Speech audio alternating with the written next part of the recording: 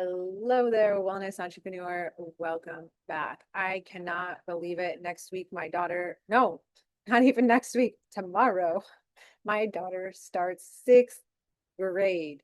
I can't believe school starts already. Summer went by so fast. And this year, it's a little schedule shift for me because she has to take the bus. Her school is actually being completely remodeled. It's kind of sad on the timing because sixth grade is her last year at that school, and we love that school, great community.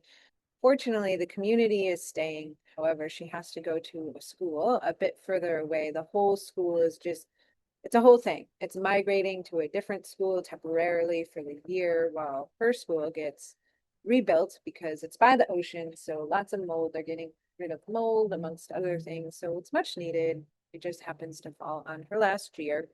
And so this year she gets to take the bus. Normally there is no bus and we e-bike to school. But this year we're going to be e-biking to the bus stop. And we don't actually know how long she's going to be on the bus. We'll figure that sort of thing out this week. So it's going to be a new journey for us and in some new ways. And because the following year in seventh grade, she's going to be going into middle school. So I feel like it's in some ways prepping us for this transition. We're also prepping our house. Finally, I'm very excited for some interior work like painting. I think we're going to put in some windows because our house was built in the 1960s. So the living room has these weird small windows and actually a whole wall with no windows at all. And we're considering putting in two large windows, which would bring so much light into there. The painting will freshen things up.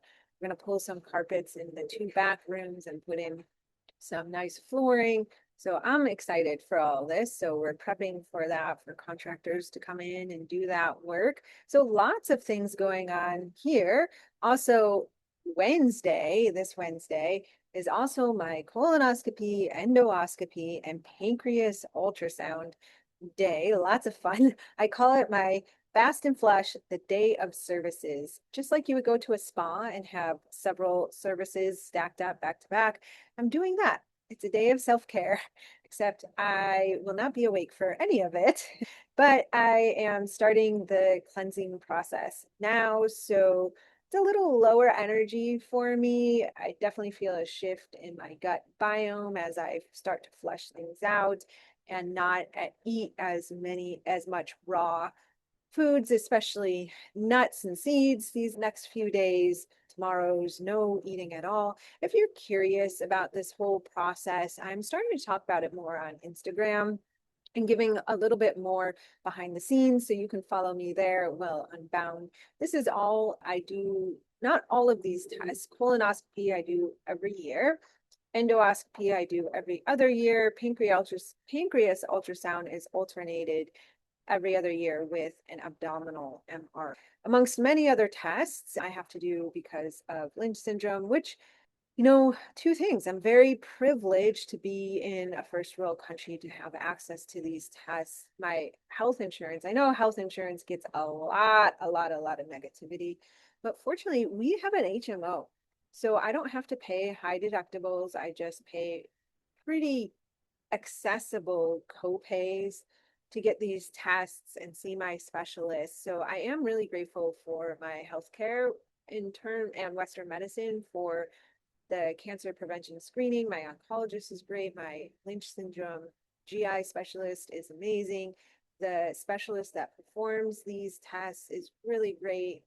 I'm in UCSD, so it is very proactive and consistent, helping me stay consistent in monitoring and staying ahead and top of it because I have had cancer try to come back actually numerous times since I was first diagnosed with Lynch and first had rectal cancer stage 1. I think it's been 7 years now, which is I'm so lucky to have that length of time with no official reoccurrence, just right before. A couple times it was caught right before. So I'm so grateful to catch it early and get access to these tests. But if you want to see like what actually goes on, how I prep for these tests and fit it into my life as a business owner, then make sure to follow me on Instagram. Today, we're talking about a different activity to fit into your schedule as a business owner, and that is answering the question, should you do a workshop? Because you heard my intro here with all these things going on in my life all at the same time.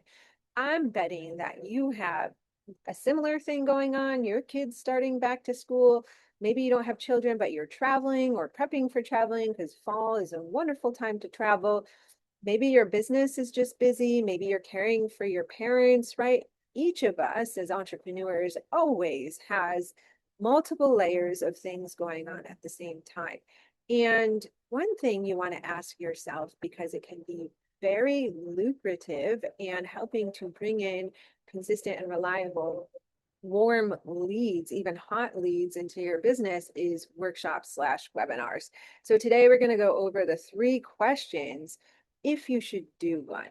So that way you can manage your schedule and manage time in your business, since yes, there is so many positive things about doing workshops, webinars, and official launches as they're called, but they do take a lot of time and energy and effort. So let's go over when you should do one and maybe when you want to hold off on one.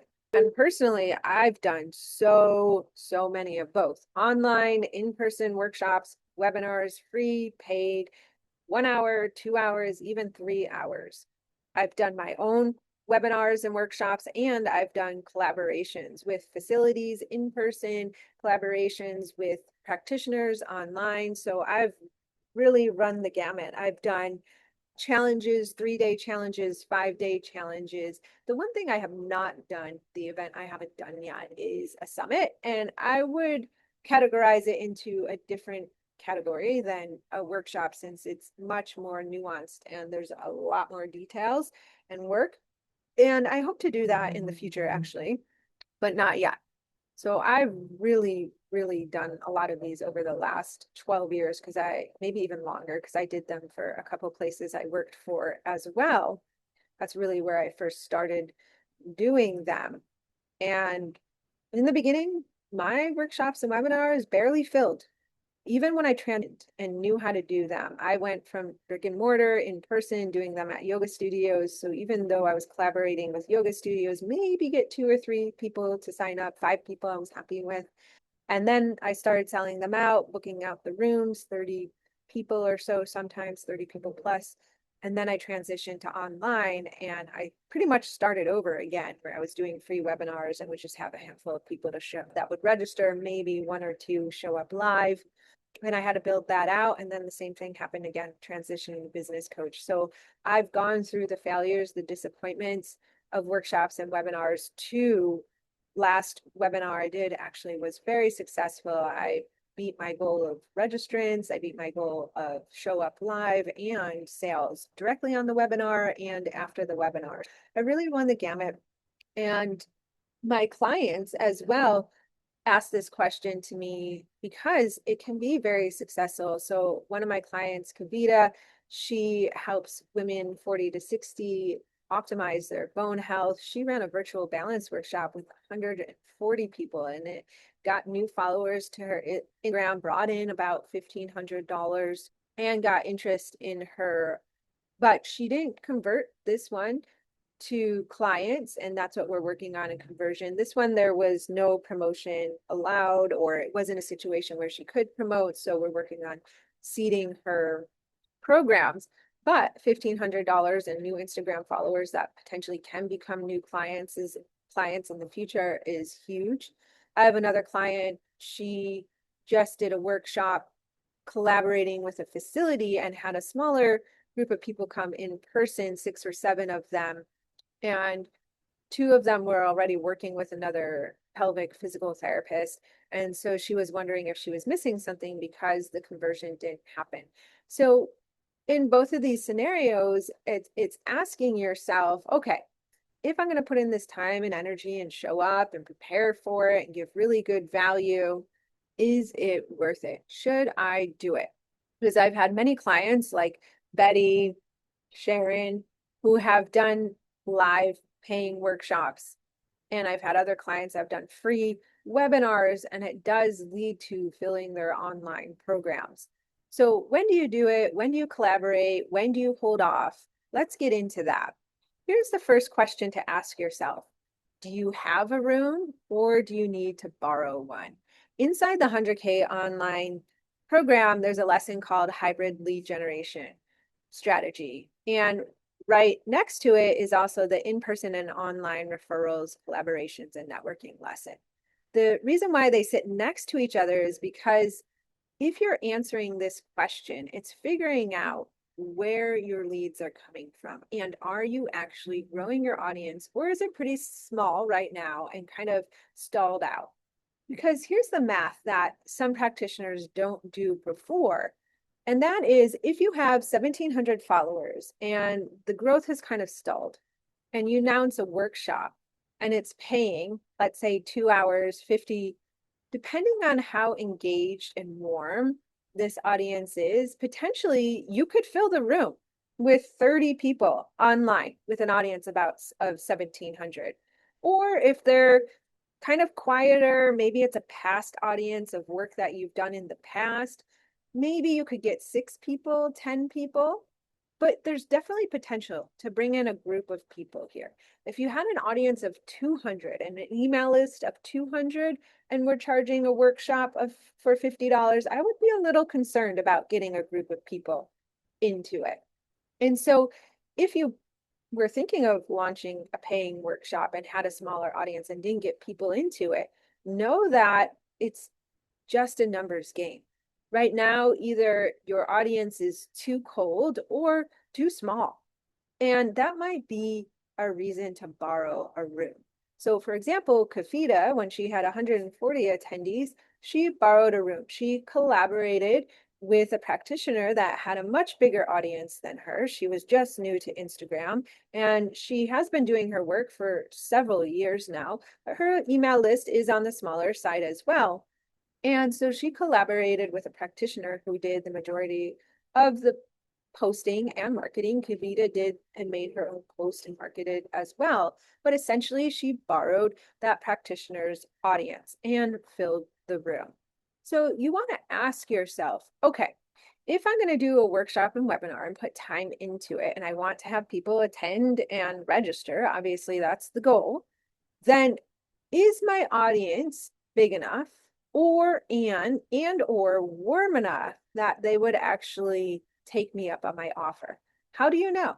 If you've been making posts and maybe only getting a handful of likes, very rarely you have people comment, you do stories and you've promoted things in the past and people don't take you up on your offer, your email list hasn't grown in a while, those might all be signs that to make it worth your time and energy, you might want to collaborate with a facility or a practitioner, and this can be online or in person. Again, I did it in yoga studios to start many years ago, where you can borrow their audience. Now, that's what's in it for you. So you have to think about what's in it for them, for the studio or the practitioner that you are collaborating with. In Kavita's instance, that practitioner was able to bring in an expert on balance and bone health to a community that really wanted to hear that expert information. And she didn't need to pay Kavita to provide this expert material to her audience.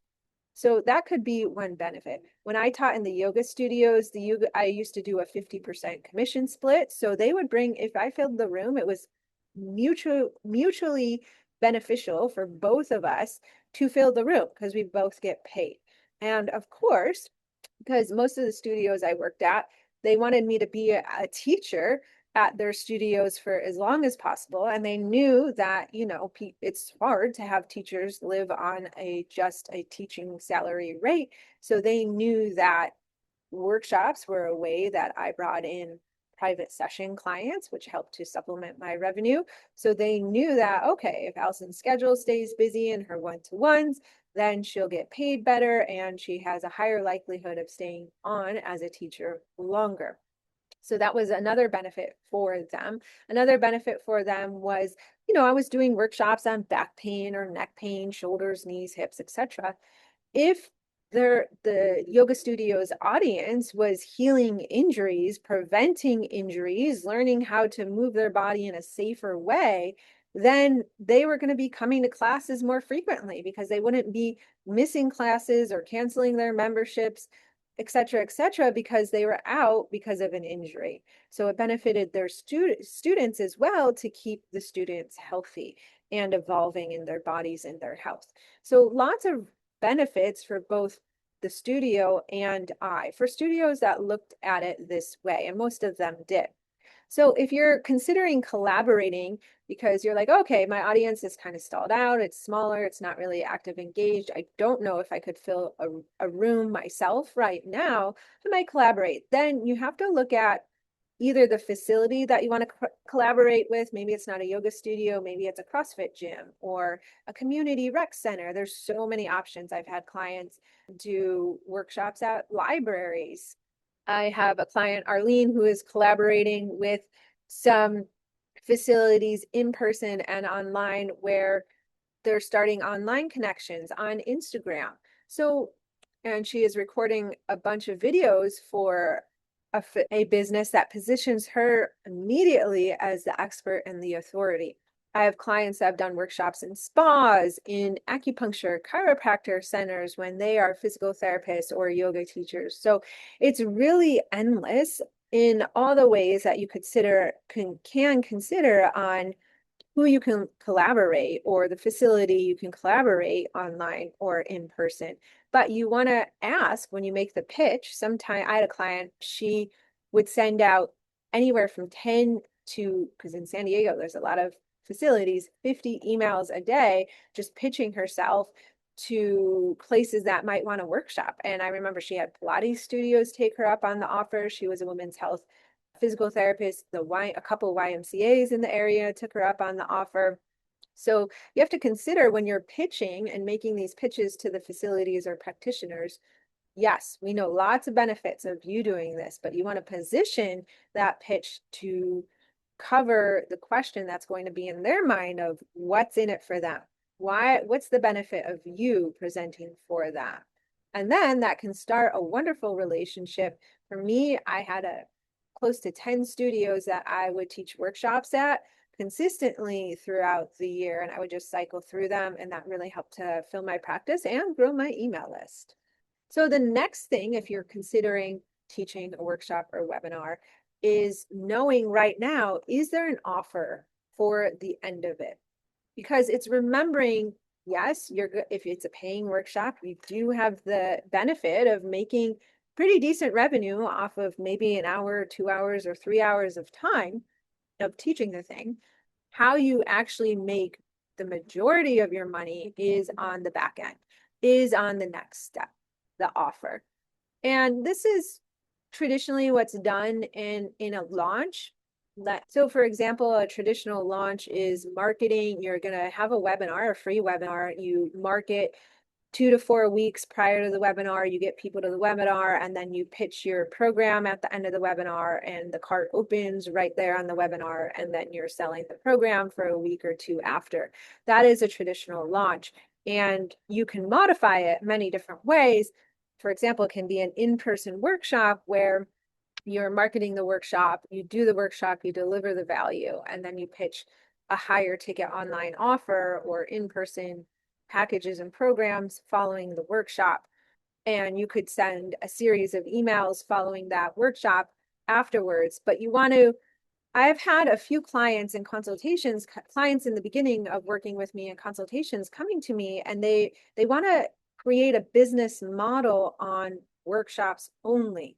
And from my experience of a decade of doing a lot of different workshops and getting paid well for some of them, I feel personally, now this is my opinion, that a workshop model where the bulk of your revenue is coming from workshops, even if you're doing workshops for $97 or $150, most of my workshops were $35 to $50 when I charged for them.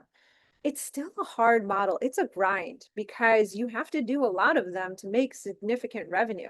And to consistently fill the rooms, you're doing a lot of marketing. So it's a lot of marketing, doing the workshop, marketing again, doing another workshop for a low ticket revenue, like a few $1,000s here or there, if you're able to fill the room. So you really need a kind of a massive audience or a large network of collaborations where you can do all these workshops with, because it's easy to burn out your audience if all you're doing is workshops. So I feel personally, if the bulk of your revenue is coming from workshops only, it's a hard business structure. So I really recommend before you do a workshop or webinar is that you have that next step for them, whether it be online or in person, one-to-one or a group or a membership. There's all kinds of offers that you can promote following the workshop, but you do want to consider that.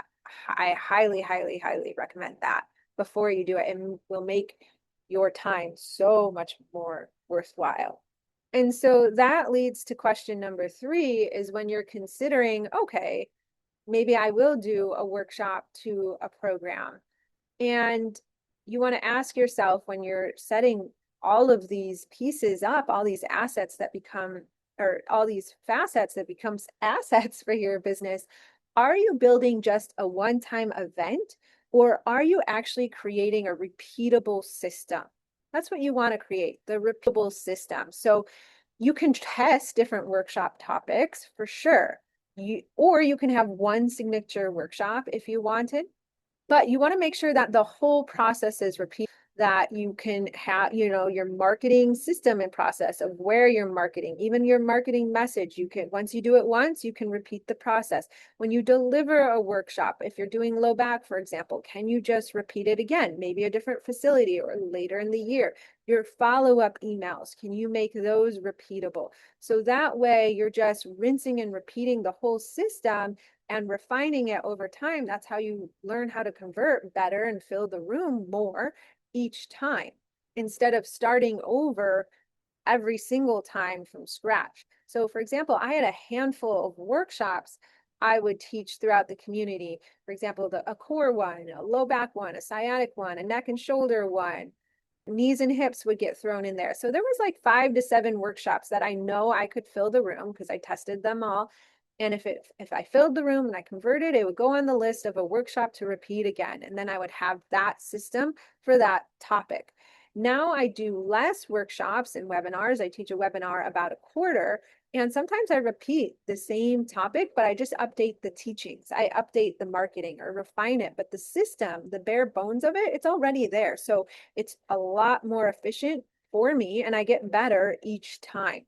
And there isn't too much change in the topic. So there's many ways to do it depending on how many workshops you want to teach. And that really depends on your schedule and marketing, of course, and your audience size and what phase of life you're in. If you're in big business growth or you're trying to manage a busy, busy personal life and business as well, it really depends on a number of factors, but you really want to ask yourself before you just launch a workshop willy-nilly, okay, what is the system and how can I make it repeatable so it's a system that instead of just building one event. And so my clients that have really brought online programs as a consistent source of revenue into their business have really created these systems. And the topics really vary. I have some clients that do work on back pain, for example. I also like Sharon. She speaks to knitters and posture and how to have the craft be sustainable for their body. Okay, so before you launch your workshop or webinar, you want to make sure you're asking these questions. Do you have a room or do you need to borrow one? Do you have an audience or do you need to borrow one? That's question 1. Question 2, do you have the offer for following the workshop? What are you going to promote? And number 3, are you building a system or are you building a one-time event? We want to build the system. And if you have those pieces of the puzzle ready to go, then yeah, do it. If not, that's okay. Just build them out and then, prioritize the workshop for later in the quarter. You'll just be so much more efficient with your time. If you're thinking to yourself, well, I don't really know who to collaborate with, get on Instagram, search communities and businesses that support your ideal audience, or even mom and pop businesses in your area. So for example, I had an esthetician client and she was wanting to grow her in-person and online esthetician practice. And there was a coffee and wine bar right across the street. And so she collaborated with them for hosting a evening event for her ladies. So it doesn't always have to be health and wellness to partner with, it can be some of the businesses in your area, like a bakery. How fun. Maybe you could teach them how to bring in indulgence into their healthy lifestyle, or what to pick out in a bakery if they're dealing with certain GI or gut issues. It'll serve the bakery if a bunch of people come in and eat some food and buy some things and maybe become repeat loyal customers, and it benefits you because you get the exposure. And a lot of times bakeries, grocery stores, they have massive audiences, massive lists. And if you're thinking, well, I thought a workshop was fast money, I thought I was just going to do it and bring in some money. That's where I really caution you to slow down and plan it out and create a system. Because again, if you're doing the workshop and it's leading to a program, it's going to be bigger money. But yes, it's a process. It takes time. One of the biggest mistakes I see practitioners making is that they want to do a workshop, they want to sell the program, but they put the workshop too soon, like only 2 weeks out from just first talking with me. And a lot of times, especially if you have a smaller email list, or we're working on your marketing skills of messaging for Instagram and emails and things like that, 2 weeks sometimes isn't enough time to promote a workshop. So you want to give yourself a long runway to promote the workshop, and a long runway for the cart open for follow-up emails and sequences and marketing following the event, so you can really sell the program as well. It's not a process that you want to rush, especially if you want to do this as a system in your business and make it repeatable. Because if you burn yourself out, exhausting yourself just trying to fill the room once, then your nervous system will kind of shut down for the future. So again, you want to really make it worth your time, because it 100% can fill your practice. Okay, I hope this helps you. Just remember, you don't necessarily need a big audience yourself. You can borrow it, and that will help to grow your audience, and it can be a win-win for you and whoever you're collaborating with. And 100%, please stop building from scratch every 90 days. All right, I'll see you next week. Bye for now.